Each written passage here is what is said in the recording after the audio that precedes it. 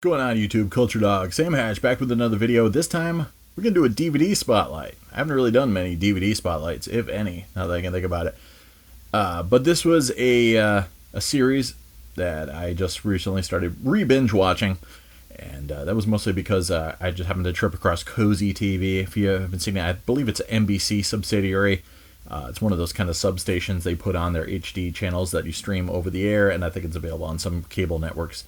It's just a kind of version of like Antenna TV or something like that, where they show classic films and TV series that are owned by either NBC Universal or that they have the rights to currently. And they just started showing from the beginning one of my favorite shows of all time, and I watched the first episode or two on Cozy, and then I thought, wait, why do this to myself? Why watch one episode a night when I can just binge this sucker right now? Because I haven't done that in a few years. Miami Vice, season 1. As an early adopter, you often get punished for your choices. Soon after this came out, a big box set of all the seasons came out together. And this original release was a flipper disc. It was a dual-sided, dual layer. So you had to actually flip the disc over to get to the second side. And then later, I think even the first two seasons were released like that. And then they were reissued as just single-sided dual layer discs. And so of course I bought these when they first came out, so they were pretty pricey, but I was a huge fan of the series, and they had actually cleared all the music rights. And the kind of apocryphal story is that this was conceived as MTV Cops, and as much as that story is apparently BS, the music is of the time. 1984 I believe was when this series started. And it features a lot of artists that have now gone on to, or even at the time were pretty big artists. U2, Peter Gabriel, Phil Collins, etc., etc. And so there's a lot of clearances. Each episode has usually like 2 or 3 or sometimes more kind of popular, music pieces. And then, the Jan Hammer music itself is amazing. But yeah, I'd been waiting forever for this to come out on video. Laserdisc and VHS had a couple like movie releases of Brothers Keeper, the first season opener, and also the season 2 opening episode. And so they were released as movies like Miami Vice and Miami Vice 2.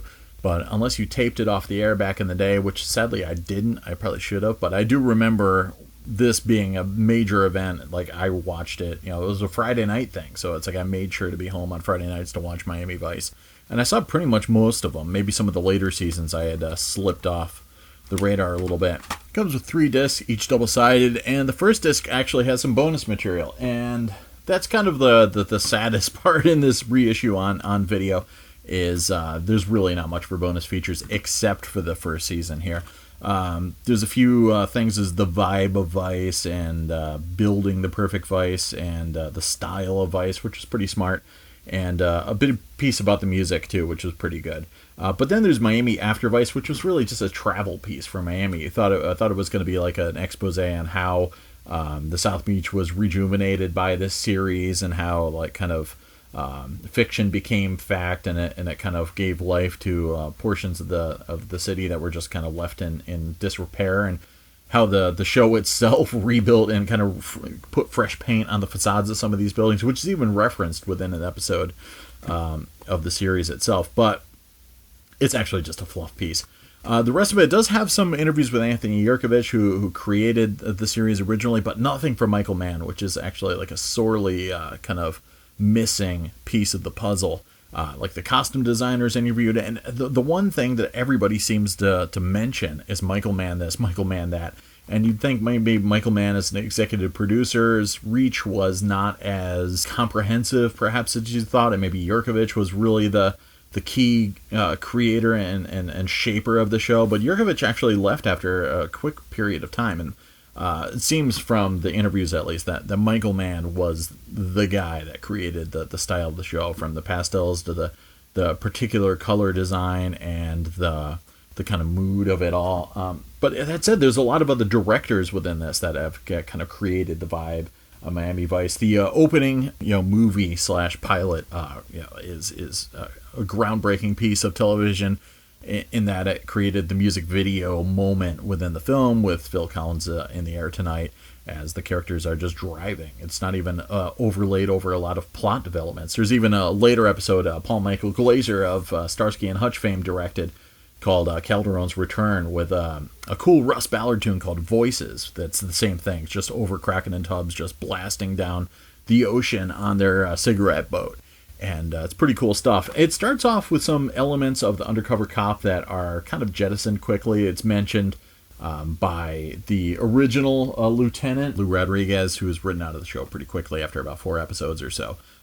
Is kind of berating Crockett, played by Don Johnson, for falling off the grid completely as an undercover and disappearing for months at a time without showing up at the station. And much like how James Bond has Universal Exports, where he goes to report to M, which is actually an MI6 office in disguise, this has the Gold Coast Trading Company facade, which is a front for the Vice Cops office where they go and hang out. And as the show progresses, that office is depopulated like crazy to focus on the main characters. Tubbs is a de facto partner in the first episode, where he shows up in time looking for revenge for the murder of his brother, and he ends up teaming up with the Miami Vice Squad and Don Johnson's character Crockett. But yeah, it sets up the mood, and even though there's a little bit more of emphasis on the kind of comedic elements early on in the series, there's still those moments of silence and gravitas, like the scene in the Ferrari, which wasn't really a real Ferrari. It was just like a Corvette retrofitted to look like a Ferrari. There was a lot of those moments, and the intensity of the Calderon's return to Paul Michael Glaser was almost going a little bit too much over the top. But that intensity was also brought to the table by a number of the other directors. Some great episodes in here, including Golden Triangle, parts 1 and 2, where Lieutenant Castillo, who's the second lieutenant brought on, played by Edward James Olmos, such an amazing character because all he does is stare with intensity at anything and anyone. He never really looks at you unless you're pretty sure he's going to kill you. And there's a few moments where he has these stare downs with the main characters, and tells Tubbs to get out of his face and everything like that. There's a great scene where his past comes back to haunt him, and just really, really cool and stylish stuff. The Great McCarthy is a great episode as well. Bruce Willis shows up as a real creepy guy early on. Susie Amos is in an episode. Ving Rhames is in there. Jimmy Smits gets exploded in the first episode. Have you ever seen the Key and Peele skit where Key plays the cop that whenever he screams no, someone explodes? That scene is pretty much laid out in the pilot. There's a lot of good mood to it as the series progresses. Once they get Castillo on board, it gets a little bit more serious. It delves into a lot of the same stuff that Michael Mann pulled out in Manhunter. In fact, Kim Greist from Brazil and Manhunter appears as a girlfriend to Crockett in one episode. And there's a lot of that same material mind about what it means to be in a relationship with a cop, and is a cop ever going, like a detective like this, ever going to be able to be committed fully to a relationship when he's already committed fully to a relationship with his partner. Philip Michael Thomas as Ricardo Tubbs actually has a lot of the meat or a lot of the as a character is a little bit more grounded overall. He comes across as very comic and wacky early on, and has all these run-ins with Don Johnson's pet alligator Elvis. But as it goes on, he's a little bit more knowing, and he has this cool sit down with Kim Greist character in that one episode, and kind of says, what do you want from my man? He's not smart enough to realize that this isn't going to work, and you should just move on, because it's one of those vice cop hanging out with a rich architect woman. That's the other cool thing that the film version of Miami Vice got into as well, is that these characters play like rich playboys, but they really aren't. Their cars are the property of Miami, and it gets into a lot of that in the other episodes too, where this is an era where the police can seize your property, and if you're this guy with Lamborghinis, etc., they can just take them on you and then use them for their own purposes. So yeah, a lot of really cool stuff in here. Smuggler's Blues, the Glenn Frey starring episode that was also a song about the same thing. It's really cool. And there's a lot of episodes where they travel into different areas, like they go into the Everglades in one, and Smuggler's Blues down into South America, and a lot of intensity in those episodes. And who else? Dennis Farina's in a great episode that's very Bullet-like, in which they have to keep him alive to testify, and in like an anti-organized crime case. A lot of really, really cool short bits. I was never really a fan of the Noog Man, one of the informants, and Izzy Marino, another informant. Their stuff was kind of fun. It was meant to be a nice, like, lightweight counterpoint to the heaviness of all the cop drama going on. But sometimes it almost seemed like it would have been cooler if they had an informant that wasn't just like a caricature. I think I like Izzy as a character more.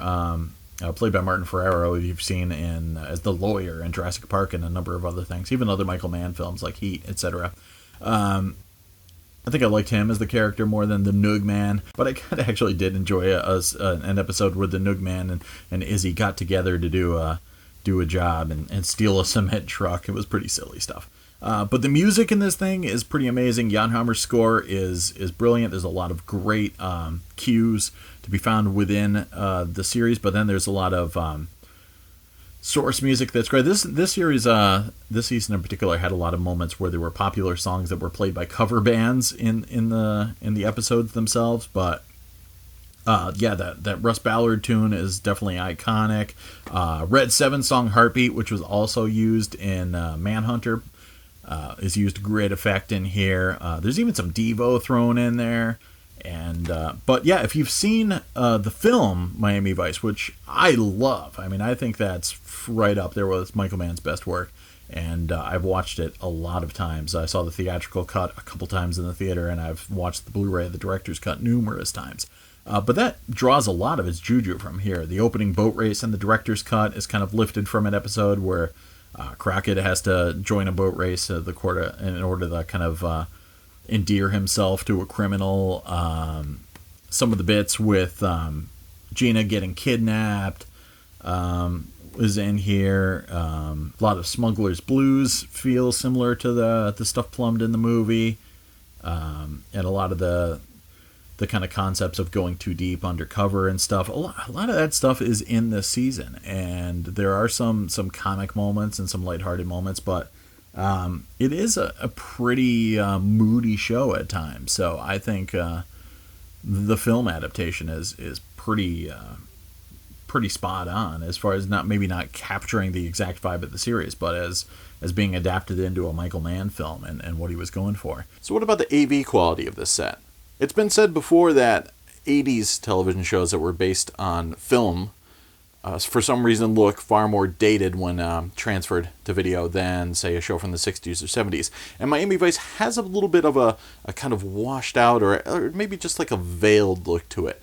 It doesn't quite have as much pop as, say, like, the show The Prisoner does on Blu-ray from the 60s. But it does match the overall kind of muted pastel color palette of the show itself. And when there are colors that are a little bit more vibrant and they're introduced, they do pop. There were super bright purples and reds in some of the characters' wardrobes that just really jump out at you. There is some compression artifacting occasionally. I've noticed in some of the darker scenes or whatever, you can see some mosquito noise and pixels going on, but not really bad. There's some mild edge enhancement. Again, not a deal breaker. There's just a nice amount of detail. You see these shots of Sonny Crockett sitting in his car, and you can see all the reflection detail and see the surroundings bouncing off of his car, and just all those kind of little elements in the frame that you probably may have missed watching it on like a 19-inch TV back in the 80s heyday.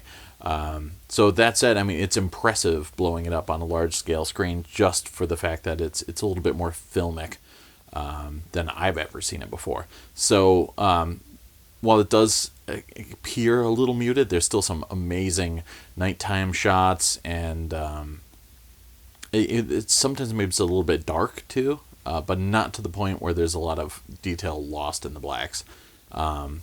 There's definitely some dirt in the print, especially on like optically processed shots, like the opening credits, the title sequence. There's a lot of nasty image schmutz in there, and then sporadically during certain episodes there'll be some hairs and dropouts, etc., like that. But it just kind of makes it feel all that more like an 80s TV show that you're watching.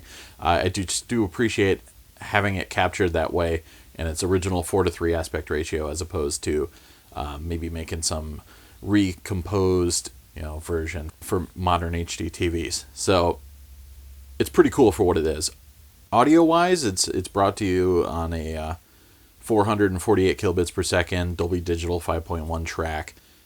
Still, the stems from the original show are sometimes wanting in fidelity. Sometimes if there's a lot of action going on, like there's one scene in No Exit, the beginning of the episode, where there's a shootout on a city street. It's something that Michael Mann could easily have done in the Miami Vice film, or something like Heat. And in that case, everything does feel very boxy and 80s television. A lot of the sonics are just compressed and sometimes get a little bit shrill.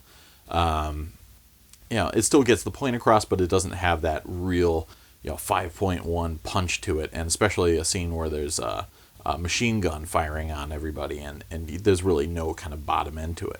That said, however, the licensed music that's incorporated in the show, and again, it's an amazing feat in itself that they're able to license all of the original music.